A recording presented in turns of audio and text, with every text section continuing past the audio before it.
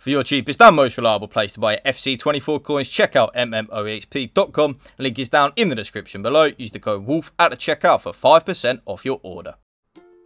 Beautiful ball. Michael Ballack running down the line. Beautiful. It's beautiful. Oh, it's beautiful. It's sexy. It's like watching Aston Villa under Unai Emery, even in the Aston Villa kit. And I think my man is about to quit as well. That is so nice. And he is.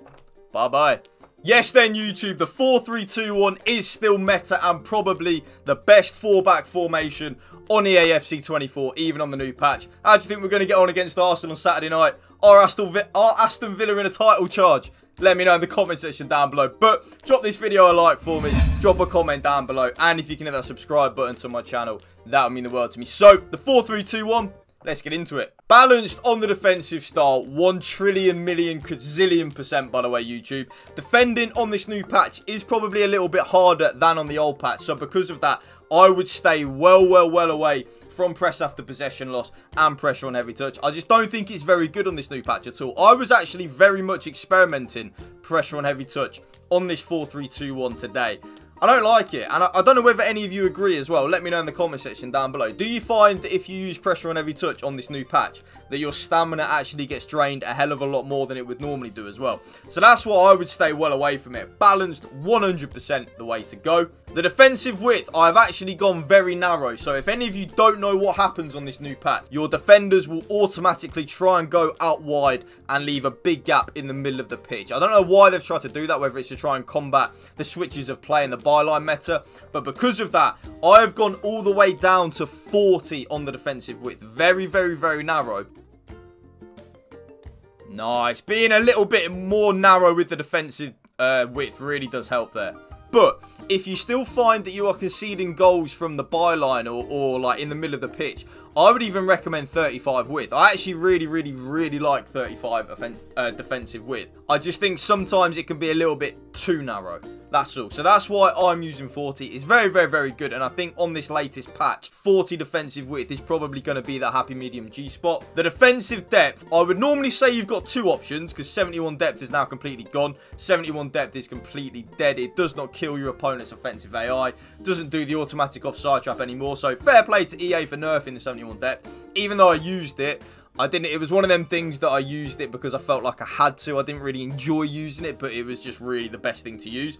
I am now using 55 depth on the 4-3-2-1. If any of you saw my 4-1-2-1-2 narrow custom tactics video yesterday, you will know that 55 depth is probably what I'm going to be running on a lot of formations at the minute. I really like it because we are still a little bit more aggressive, but at the same time, we're not completely YOLO like the 71 depth was, and also we're not parking the bus like Sean Dyche camping on our 18-yard box. We're kind of in that little bit of a good spot, kind of like Unai Emery at the minute. Come on, you Villa boys.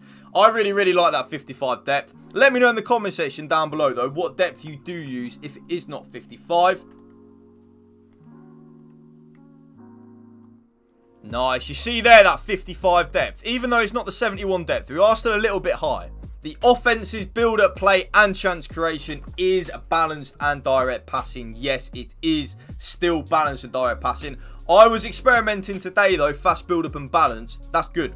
I'm telling you right now, fast build-up and balanced is very good. I do prefer fast build-up and balanced over long ball and balanced now, but I just think balance and direct passing is just too good not to use, YouTube. Honestly, I don't know what it is about the balance and direct passing, you know. I just think it gives us that good attacking impetus, but also at the same time, our players aren't just YOLOing it. It's why I've always used balance and direct passing. I don't know what else I could use that's anywhere near as good as balance and direct passing. I really don't. The offensive width, I've actually gone very narrow. I've gone all the way down to 40. Like I said, this patch is trying to force your defensive line and defensive structure out wide. So because of that, we need to, if you think about it logically, we then need to take advantage of that by playing through the middle of the pitch. That's what we need to do. Rather than the byline meta, which was still meta, but I don't think it's as meta anymore. We need to funnel the ball to the middle of the pitch because our opponent's defensive structure will continually move out wide. So because of that, I've gone very narrow with that 40 width. Something I really like. I think it's really good, and I'm scoring a lot more goals with it. If you are feeling a little bit daring, you know, some of you might be, maybe even go down to 35 width, offensive width. Maybe. Just give it a try. I liked it, but I did prefer 40. Players in the box, of course, is going to be 7. more players in the box, more goals we will score, and the more likely we are to score a goal. Very, very, very simple when you think about it.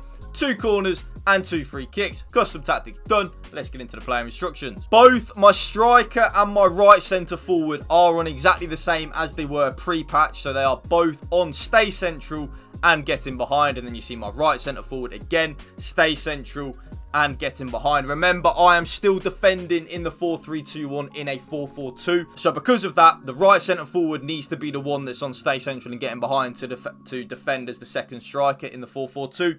The key thing now with the 4-3-2-1 is very, very, very simple. You really, really, really need all 3 of your centre forwards on stay central and getting behind now, in my opinion. Especially with, like I said, your opponent's defensive structure will naturally want to move out wide. We need to take advantage of that by funneling?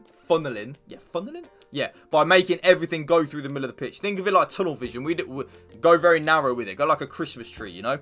That then brings us nicely on to the left centre forward. Bit of a change. Stay central now on the left centre forward. Again, like I just said, get everything going through the middle of the pitch. And of course, come back on defence. I want my left centre forward defending left midfield of a 4-4-2 when we don't have the ball. But then when we get the ball, pushing straight back up into that left centre forward role. Left centre mid, get into the box for cross and cover centre. I was experimenting having him on stay on the edge of the box for cross. It was something that I've been experimenting a lot. I liked it.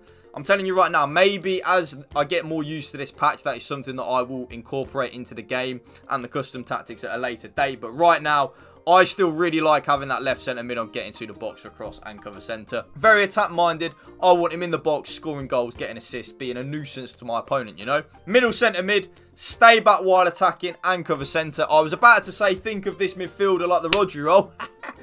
More like the Boubacar Kamara role after the performance on Wednesday night. Come on, you Villa boys.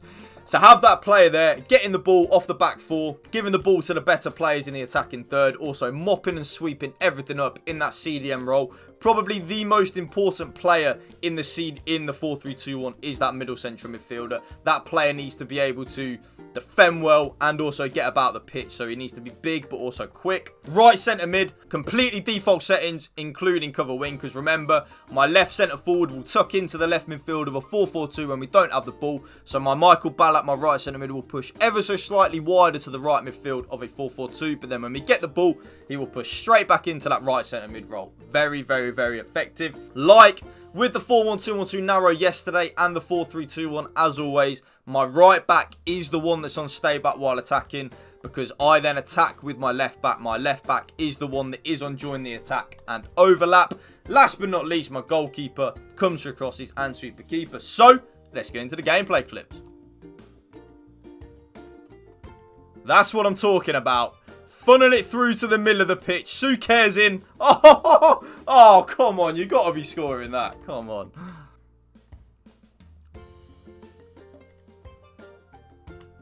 Oh, it's beautiful. Oh, my God. Shut the game down. It's beautiful having the left back on join the attack and overlap, providing us the width. Left centre mid on getting to the box for cross. Perfect.